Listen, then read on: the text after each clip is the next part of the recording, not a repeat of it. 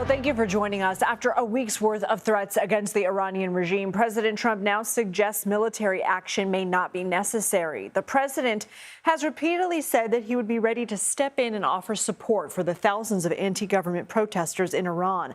Last night, he told CBS's Tony DeCopel that the U.S. would have a, quote, very strong response if Iran started executing those protesters, which was expected to happen today. But now the executions have been called off, according to the president. Here's what he told reporters at the White House.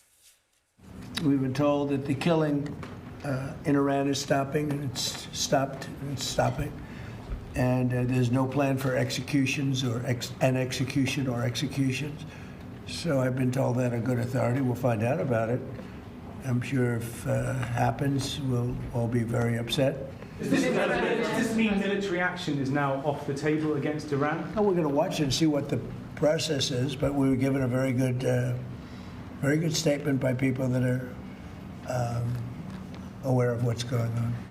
CBS News senior foreign correspondent Elizabeth Palmer is following the latest from London. Iran has been quiet today. It might be fair to say that the country is in shock. The internet is still switched off. There is only sporadic phone contact, and in Tehran, universities and schools and many offices remain closed while the regime has gone into full propaganda spin mode.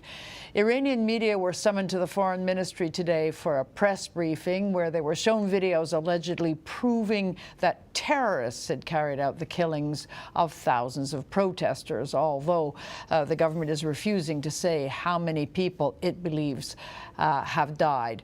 The foreign ministry spokesman and a police colonel told the journalists that security personnel had only fired their weapons in self-defense against terrorists who had been trained abroad by Iran's enemies, and for that you should read Israel.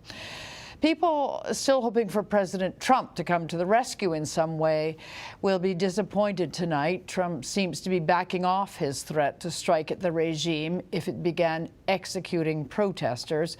In Washington, he told reporters that he had learned on good authority that the killing in Iran is stopping, and Iran has no plans for executions. If there are any, he said, we'll be very upset, but that's as far as it went, and it was a far cry from hinting at military action.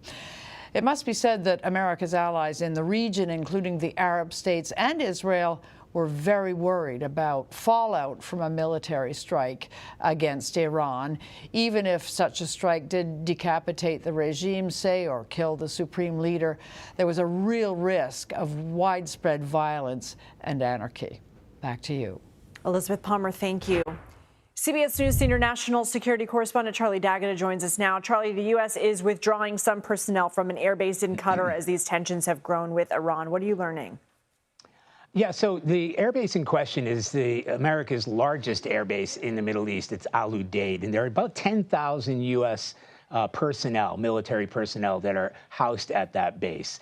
And this is an advisement that came out of precautionary measures, U.S. officials told me this morning, because of the tensions rising in Iran. But I have to frame this, Lindsay, because, as I said, 10,000 U.S. personnel there. The last time the United States launched a major military attack against Iran back in June, Operation Midnight Hammer, they reduced that base to, well, 44 soldiers. That number they used, the Joint Chiefs of Staff used that number, that manned Patriot missile defense systems. So we're not looking at anything like that scale, but the advice went out not just to Al Udeid, which is in Qatar, but to other bases in the area to sort of reduce personnel because of the rising tensions there. So not this massive drawdown that we saw the last time back in June, but as a precautionary measure, because Iran did attack Al Udeid, and Al Udeid came under heavy bombardment. And as I said, 44 soldiers manned 2 Patriot anti-missile defense systems in order to thwart that attack.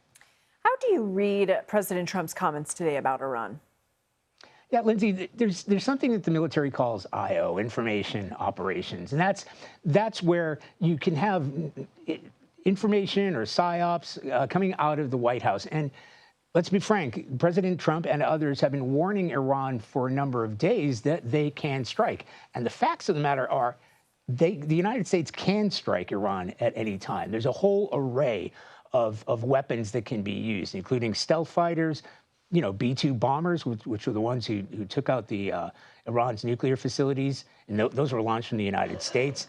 As I said, you've got aircraft at Al Udeid, you've got aircraft in Jordan, you've got 3 destroyers, which isn't much, by the way, in that area of responsibility. They can launch Tomahawk cruise missiles. So the opportunity is there, and there are certainly rising tensions. There's been a NOTAM, which is a notice to airmen around Iran not to fly over those areas in the next coming hours because of the increased risk. There's been a lot of activity around Al Udeid. So President Trump seems to be turning the temperature down, but everybody's on standby, including us, for what the United States might be planning. I always learn something from you, Charlie D'Agata. Thank you.